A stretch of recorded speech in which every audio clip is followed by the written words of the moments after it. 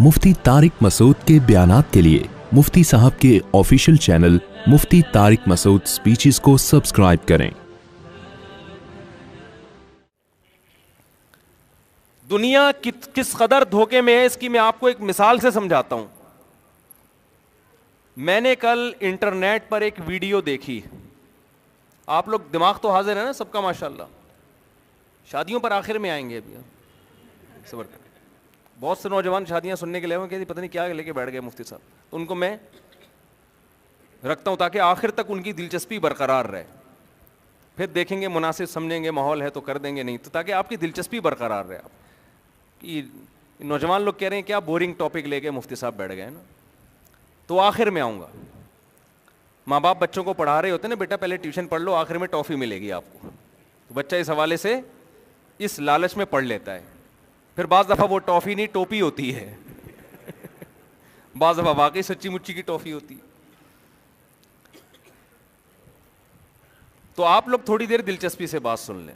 میں ایک عرض کر رہا تھا کہ میں نے کل ایک ویڈیو دیکھی، کل کی بات ہے، ایک جنگل میں گورے ڈاکومنٹری بناتے ہیں نا، مرغی اپنے چوزوں کے ساتھ جنگل میں گھوم رہی ہے،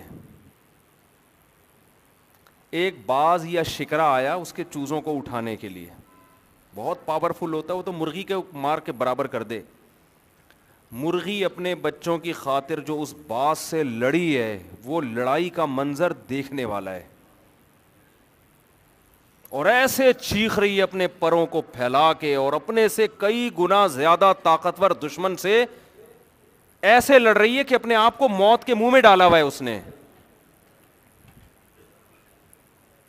میں یہ منظر دیکھ رہا تھا اور میں کہہ رہا تھا کہ اللہ، اس منظر کو دیکھ کر بھی کوئی تیرے وجود پر ایمان نہ لے کر آئے، اس سے بڑا بدبخت کون ہو سکتا ہے؟ کون ہے وہ ذات جس نے اس مرغی کے اتنے چھوٹے سے مغز میں اپنے بچوں کی ایسی محبت ڈال دی ہے کہ اس محبت میں یہ اپنے سے کئی گنا زیادہ طاقتور دشمن سے کیسے بہادری کے ساتھ لڑ رہی ہے، اور بالآخر اس کو شکست دے دی اس نے۔ دیکھو آج اللہ اپنی نشانیاں دکھا رہا ہے، آپ کی مرضی کہ آپ اللہ تک پہنچو یا مرغی تک پہنچو، یہ آپ کی مرضی ہے، یا آپ اسے دیکھ کر انٹرٹینمنٹ کا ایک ذریعہ لو، اس کے علاوہ کچھ نہ، یہ آپ کی مرضی ہے۔ کل قیامت کے دن اللہ اپنی نشانیوں کے بارے میں پوچھے گا کہ میں نے اپنی توحید پر، اپنی قدرت، اپنے کمالات اور اپنے ہونے پر کروڑہا دلائل دے دیے تھے، تو تمہیں ہر خبر میں تمہیں دلچسپی تھی، میرے بارے میں تمہیں دلچسپی کیوں نہیں تھی کہ خدا کیا چاہتا ہے، اس کے کیا حکام ہیں، وہ کیسے خوش ہوگا، اس نے کیوں پیدا کیا؟ یہ کتنی بڑی دلیل ہے اللہ کے وجود پر کہ ایک اتنا چھوٹا سا جانور، اس میں ایسے سافٹ ویئر انسٹال ہو گئے ہیں اس کی چھوٹی سی کھوپڑی میں کہ وہ اپنے بچوں کی حفاظت ایسے کر رہا ہے، حالانکہ اسے یہ حفاظت سکھانے والا کوئی بھی نہیں ہے۔ مجھے افسوس اس پر ہوا کہ جب میں نے لوگوں کے نیچے کمنٹس دیکھے نا، تو ان کمنٹس میں لوگوں نے ماں کی ممتا اور محبت کی تعریفوں کی بھرمار کر دی تھی، سمجھ رہے ہیں کہ دیکھو ماں یہ ہوتی ہے، ماں کا یہ جذبہ ہوتا ہے۔ او بھائی، اللہ نے جو جانوروں میں یہ چیزیں رکھی ہیں، یہ جانوروں کی اپنے بچوں سے لگاؤ کو سمجھانے کے لیے نہیں، یہ اپنے وجود کو سمجھانے کے لیے کہ یہ ایوولوشن کا ارتقاء کا نتیجہ نہیں ہے کہ ایک جانور خود اپنے آپ کو اتنا مینج کر لے اور ایک چیز آٹومیٹیکلی خود بخود بن کے یہاں تک پہنچ جائے کہ وہ انڈوں پہ بیٹھے 21 دن ان انڈوں کو گھماتی رہے، اس میں سے چوزے نکلے، ان چوزوں کی ایسے حفاظت کرے۔ یہ خود بخود ایسا اتفاق نہیں ہو سکتا، کوئی ہے عرش کے اوپر بیٹھا ہوا اس پوری کائنات کے نظام کو چلانے والا، اس کے وجود کو آپ کو ماننا پڑے گا۔ بہت مشکل ہے بات سمجھانا۔ ابھی تو اللہ اپنے ہونے کے، آج پہلے زمانے میں مسئلہ تھا توحید، ایک خدا پر ایمان لے کر آؤ، آج توحید کا مسئلہ نہیں ہے، شرک کی جڑیں کھوکھلی ہو چکی ہیں، جو بت پرست لوگ ہیں ان کے لوگوں نے خود ہی ان کے دلائل دیکھ لیے ہیں کہ کیا ہیں وہ۔ میں آپ سے چند سوال پوچھتا ہوں، بیان کو سمیٹنے کی کوشش کرتا ہوں۔ دیکھو ہماری دلچسپی کے موضوعات ہیں سیاست, معیشت, اسی میں ہم الجھ کے رہ گئے ہیں. ہمیں اب حکومت سے بھی اسلام نہیں چاہیے, پٹرول چاہیے, گیس چاہیے. اب پہلے زمانے میں حکمران نا جھوٹے منہ سے اسلام کی بات کر لیا کرتے تھے, اب وہ کرنا بھی چھوڑ دیے. ووٹ اسلام کے نام پہ نہیں ملے گا, اب ووٹ مہنگائی کے نام پہ ملے گا, تعلیم کے نام پہ ملے گا, امن کے نام پہ ملے گا. اور کمال کی بات ہے ان چیزوں کے نام پہ وہ لوگ ووٹ مانگ رہے ہوتے ہیں جنہوں نے نہ تعلیم ہے ان کے پاس, جو خود دھماکے کرواتے ہیں, خود قتل و غارت کرواتے ہیں, لیکن ان کو پتہ ہے لیبل یہ لگانا پڑے گا.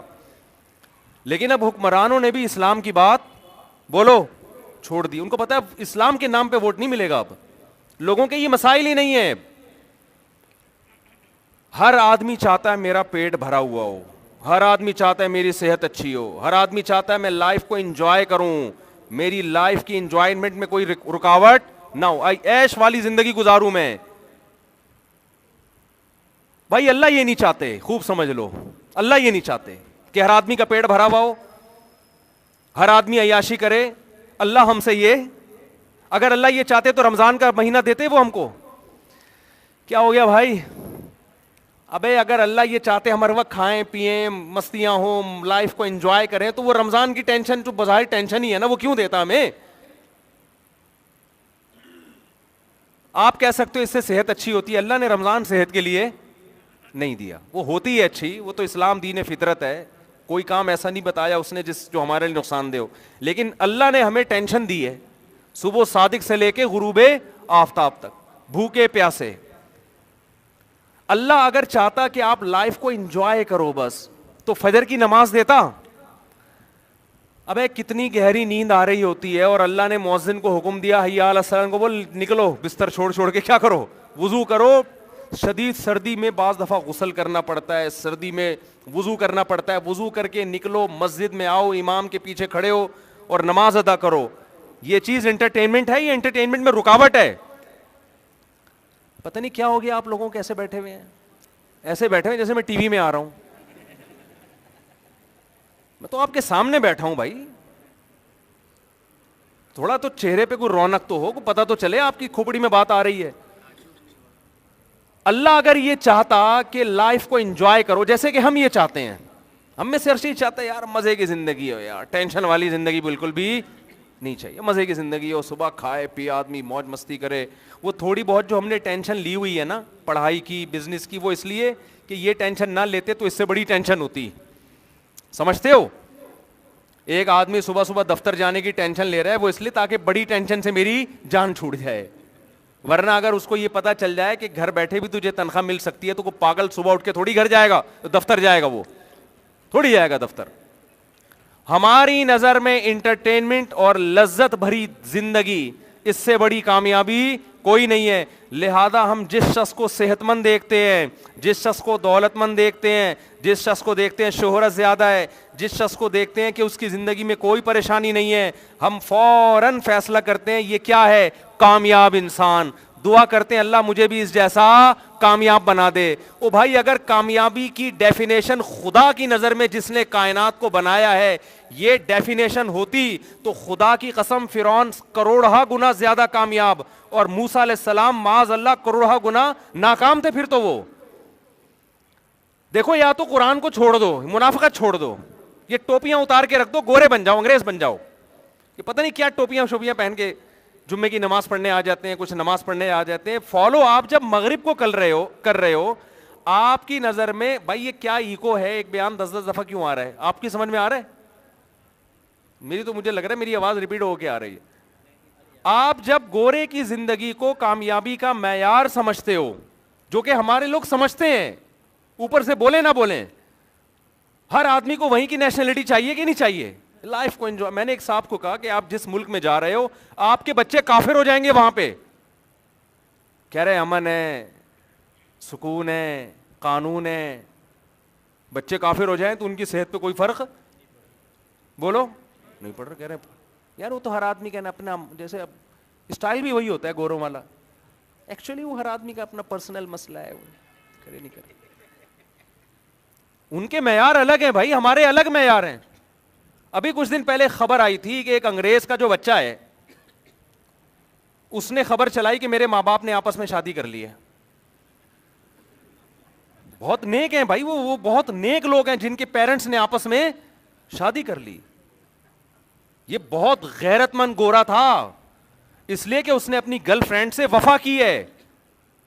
سمجھتے ہو کہ نہیں سمجھتے؟ اس نے اپنی گرل فرینڈ سے وفا کی ہے, جس کے ساتھ زندگی گزاری, شادی بھی کس کے ساتھ کر رہا ہے؟ اسی کے ساتھ. غیرت کے اعلیٰ معیار پر ہے.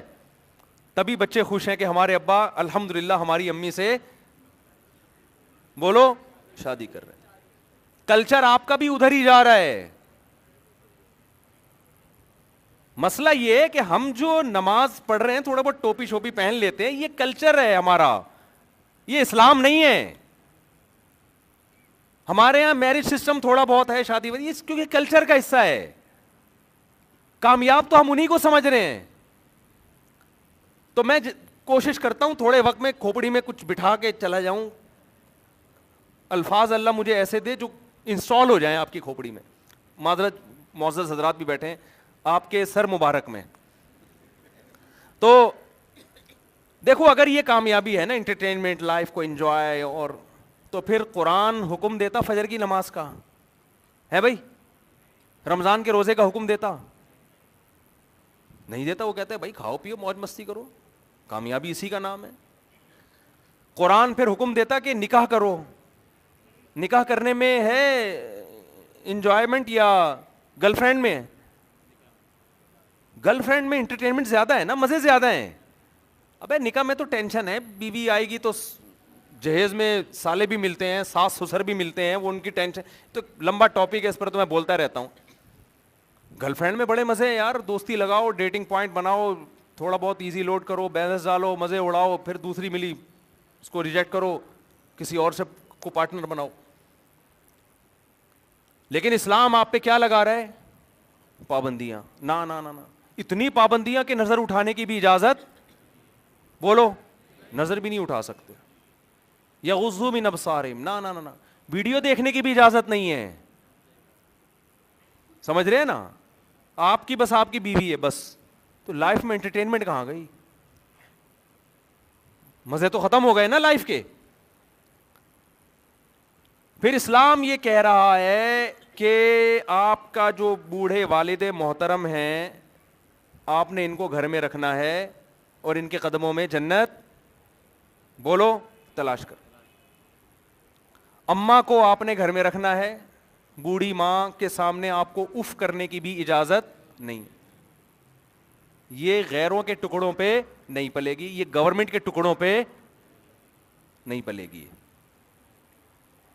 اس کے سامنے آپ کو اف کرنے کی بھی اجازت نہیں ہے. اس کو اگر کورونا ہو جائے, آپ مکان چھوڑ کے بھاگ, بولو. چائنا میں تو چھوڑ دیا لوگوں نے. باپ کو کورونا ہوا نا, انہوں نے کہا بھائی ایس او پیز پر عمل کرو, تالا لگاؤ, بھاگو یہاں سے. میں یہ نہیں کہہ رہا کوئی کسی کو کورونا ہوا ہے تو گلے ملیں جا جا کے آپ اس سے. ابا کو اگر ہو گیا ہے تو آپ اپنا گھر نہیں چھوڑ سکتے, سمجھتے ہو؟ اماں کو ہو گیا ہے تو آپ اپنا گھر, آپ کو اللہ پہ توکل کرنا ہے. ہو گیا تو ہو گیا. نہیں, ایک صحابی تھے, طاعون کی بیماری پھیلی, جس علاقے میں پھیلی, لوگوں نے ان سے کہا کہ حضرت آپ یہ علاقہ چھوڑ کے چلے جائیں, وبا پھیل گئی ہے, آپ صحابی رسول ہیں, امت کو آپ کی ضرورت ہے, ایسا نہ ہو کہ آپ کبھی اس میں وفات ہو جائے. انہوں نے فرمایا کہ نبی صلی اللہ علیہ وسلم نے حکم دیا جس علاقے میں طاعون پھیل جائے وہاں سے فرار, بولو, مت. کوئی لبرل آدمی ہوتا کیا کہتا, یار موت پہ تھوڑی کمپرومائز ہوتا ہے, پہلے تو جان بچاؤ نا, باقی سب چیزیں. انہوں نے کہا بھائی اللہ نے اجازت نہیں دی ایسے جان بچانے کی. بالآخر ان کے بھی انگلی پہ پھنسی نکل آئی. طاعون کی سب سے پہلی علامت کیا ہوتی ہے؟ ایک دانہ نکلتا ہے, اور یہ اس کی علامت ہوتی ہے 24 گھنٹے کے اندر اندر آپ کی موت واقع ہو جائے گی. تو اب بتاؤ, ان کے بھی دانہ نکل آیا. لوگ کہہ رہے ہیں ہم نے آپ سے کہا تھا نا. ہم ہوتے ہم کیا کہتے ہیں, یار یہ مولویوں نے مروا دیا, یہی کہتے ہیں نا. ابے ان مولویوں نے حدیثیں سنا کے کہ جس علاقے میں طاعون پھیلے, بیماری پھیلے, وہاں سے مت بھاگو, اور بالآخر ہمیں بھی بیماری ہو گئی. یہ ہے مذہب. ان مولویوں نے ہمارا باپ ہم سے چھین لیا, ہماری ماں ہم سے چھین لی, بھاگو نہیں, منع کیا ہوا ہے. لیکن صحابی رسول کیا فرما رہے ہیں؟ لوگوں نے کہا ہم نے آپ سے کہا تھا نا چلے جائیں یہاں سے. انہوں نے کہا الان سوف القا غدن سوف القا محمدن صلی اللہ علیہ وسلم واصحابہ, کوئی بات نہیں, میرا مقدر ہے ان قریب محمد صلی اللہ علیہ وسلم اور آپ کے ساتھیوں سے میری ملاقات ہو جائے گی. موت سے بڑی کوئی ناکامی دنیا میں سمجھی جاتی ہے؟ بولو نا کیا ہو گیا, منہ یوں تو کر دیا کرو بھائی, اگر منہ سے نہیں بولا جا رہا تو یوں یوں یوں کر دو تھوڑا سا. کوئی اتنا بھاری تو ویٹ نہیں ہے نا سر مبارک کا کہ وہ ہل نہ سکے. مجھے تھوڑی سی خوشی ہو جائے گی کہ آپ میرے ساتھ ہیں.